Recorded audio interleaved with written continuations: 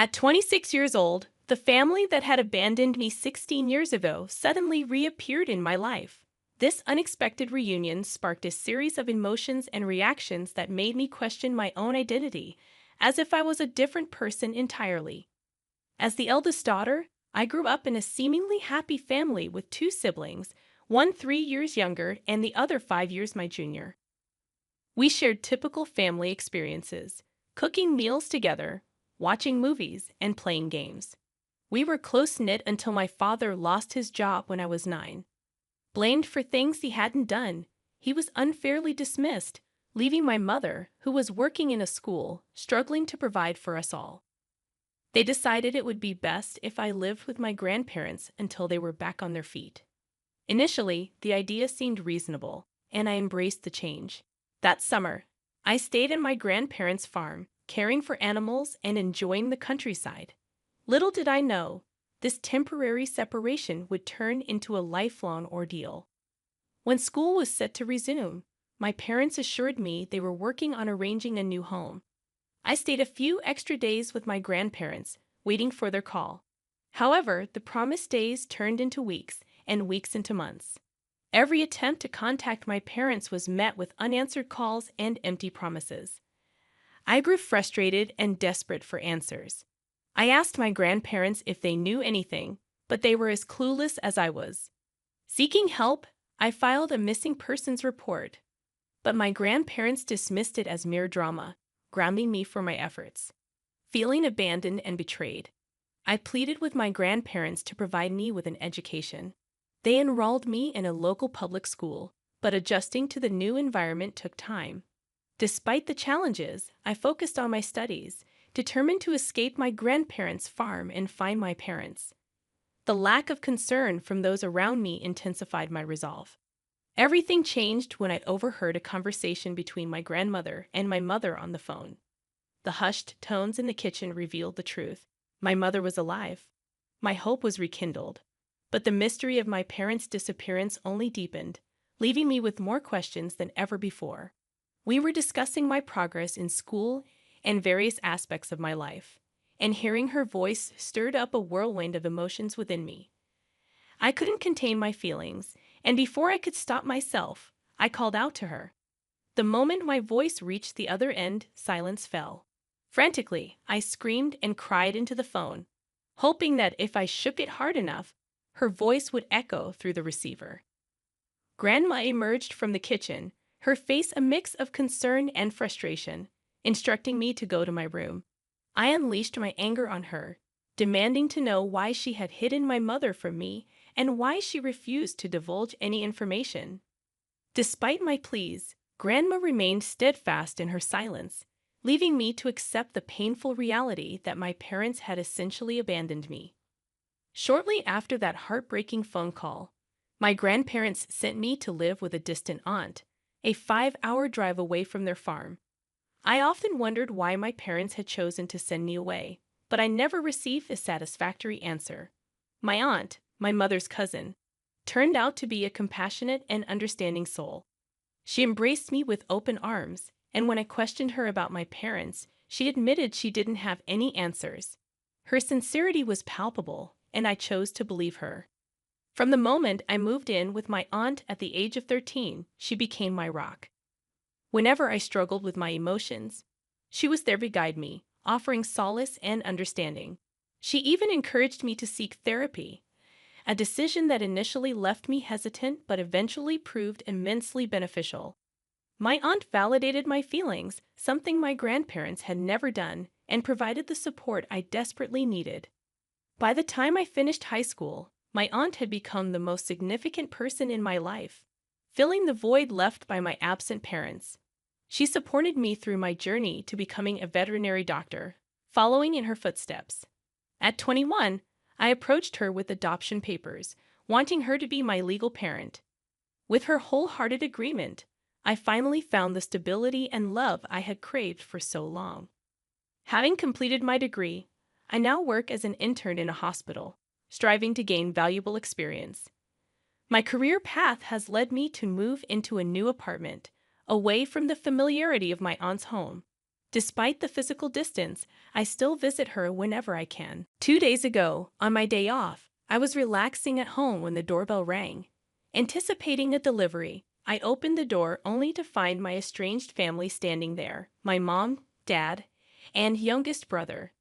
They appeared both unfamiliar and yet hauntingly recognizable. Stunned into silence, I couldn't find the words to express my emotions. They handed me an envelope containing a letter from my grandparents. According to the letter, I had allegedly run away from their home, refusing to maintain contact, causing them immense emotional distress.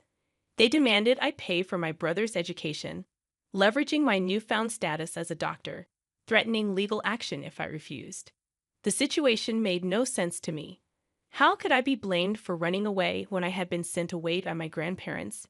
Why should I be financially responsible for my brother's education when I had no say in the matter? The demands felt unjust, leaving me bewildered and conflicted about how to respond. Why should I care about people who abandoned me for 16 years? With a head full of unanswered questions, I staunchly refused to help them, insisting they leave my premises. When they persisted, I called the cops.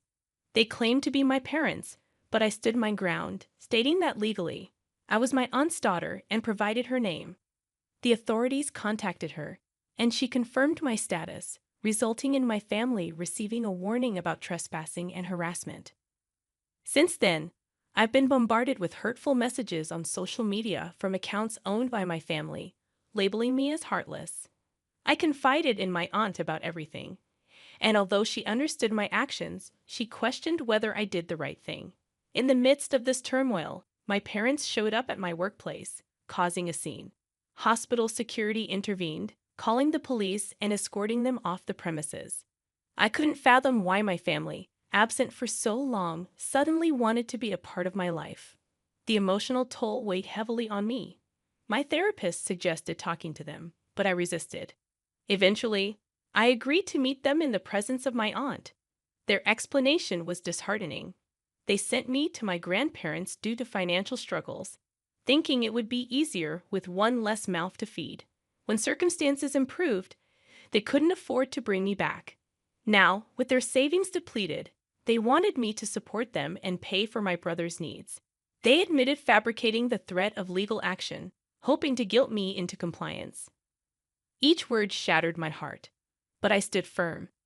I reminded them of my legal detachment and threatened legal action if they ever bothered me again at home or work. Despite their pleas for forgiveness, I walked away, my heart hardened against them.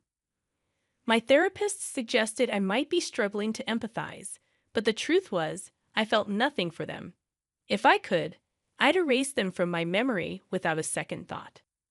Since my last update, my family has ceased reaching out to me. On the other hand, I have completed my internship, and I am considering another residency program before I sit for the NAVLE. I hold on to hope that my future will be all right. Sometimes I won't deny it. I wish I had a better relationship with my parents. Nevertheless, I am content with having my aunt as my sole parent. She proves to be a far superior mother than the other one I know. They abandoned you, lied to you, and left you with your grandparents. You owe them nothing. You are only giving them what they gave you. They'd abandoned you. I don't understand why they thought you wouldn't do the same. My sister-in-law, a 26-year-old woman, and I, a 29-year-old woman, have always had a complicated relationship. I thought she had matured enough to leave me alone, but apparently she couldn't resist causing drama. Our issues started when I began dating my husband. We met while he was helping her move. We struck up a conversation at a local bar and have been together ever since. Despite our happiness, my sister-in-law never liked me. She once told me her brother never gets serious with anyone, so I shouldn't get my hopes up. I mentally prepared for heartbreak, even though I really liked her brother.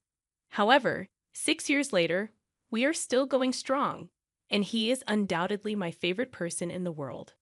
The rest of his family, including my mother-in-law, father-in-law, and every other family member I've met, have been nothing but nice to me. So it baffles me why my sister-in-law seems to hate me so much. 2 years ago, during our wedding, she created a huge fuss. I didn't want her as my bridesmaid due to her consistent cold and condescending behavior towards me. However, she threw a tantrum and tried to emotionally manipulate my husband against me. To avoid more drama, I made her a bridesmaid. Yet she showed up in a white floral dress, angering everyone. My in-laws forced her to change, threatening to exclude her from family events if she didn't comply. She apologized afterward, and I thought she had moved past her immature behavior. Clearly, I was wrong. Things took a turn when I found out I was pregnant with my first child. I was thrilled and couldn't wait to share the news. While everyone else was excited, my sister-in-law's behavior was different. She didn't seem happy for us and consistently managed to make the moment about herself.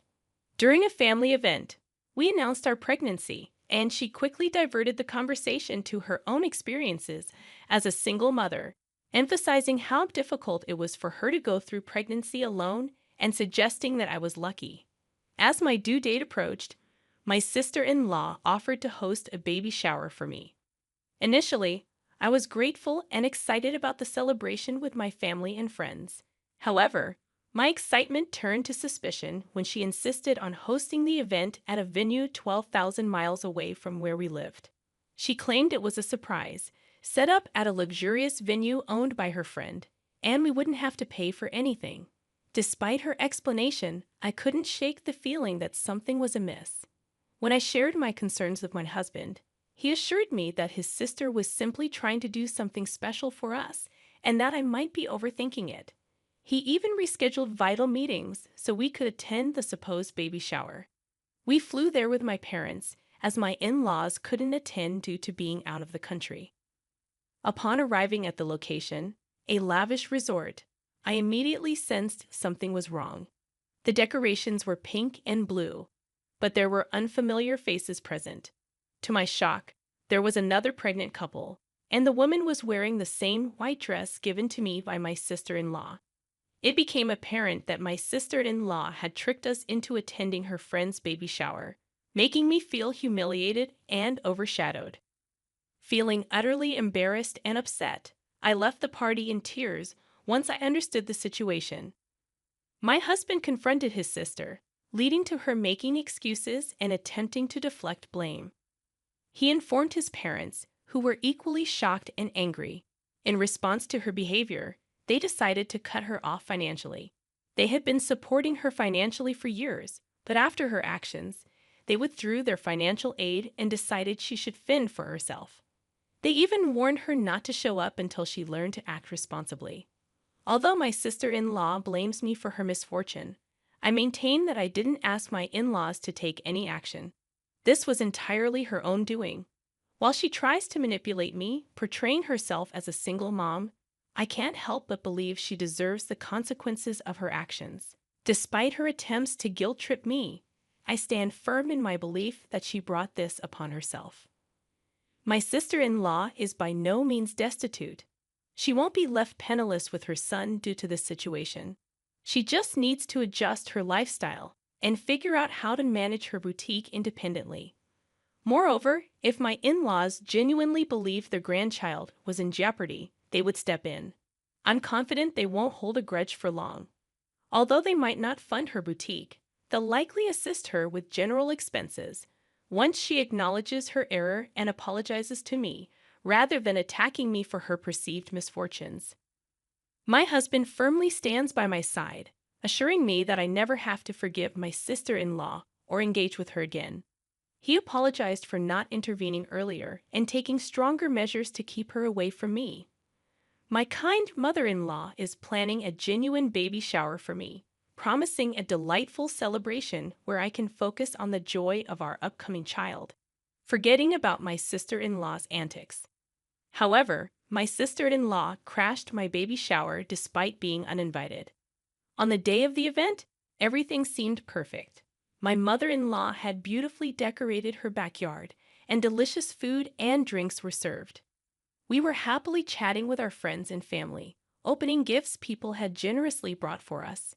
But when my sister-in-law arrived, having found out about the party through social media, she exploded into a furious tirade. She created a scene, shouting that her parents didn't financially support her, but had no issue throwing a lavish party for me, someone she deemed unworthy of such attention. At that point, my mother-in-law had had enough. She promptly escorted my sister-in-law out of the garden, apologizing to the guests for the disturbance. After the event, my in-laws apologized to me multiple times, suggesting I obtain a restraining order against my sister-in-law. While I hesitate to take such drastic measures, we have decided to keep all news about the baby off social media to prevent her from stalking us. The whole situation is insane, and it baffles me how jealous and immature my sister-in-law can be. She managed to ruin not just one but two baby showers with her antics. I must add that my in-laws initially weren't supportive during her pregnancy because she was having a child out of wedlock, which clashed with their traditional beliefs. They did come around after the baby was born, but it appears my sister-in-law still harbors resentment. I haven't heard from her since the baby shower, and my in-laws have expressed their intention to cut her off permanently due to her embarrassing behavior in front of so many people. Frankly, I've reached a point where I don't care anymore. I just want this ordeal to be over so I can focus on myself and my baby. It's astonishing how entitled and childish she can be, sabotaging such a beautiful event. She disrespected not only me but also her friend, showcasing her true colors as a deeply flawed and immature individual. I don't intend to waste another thought on her.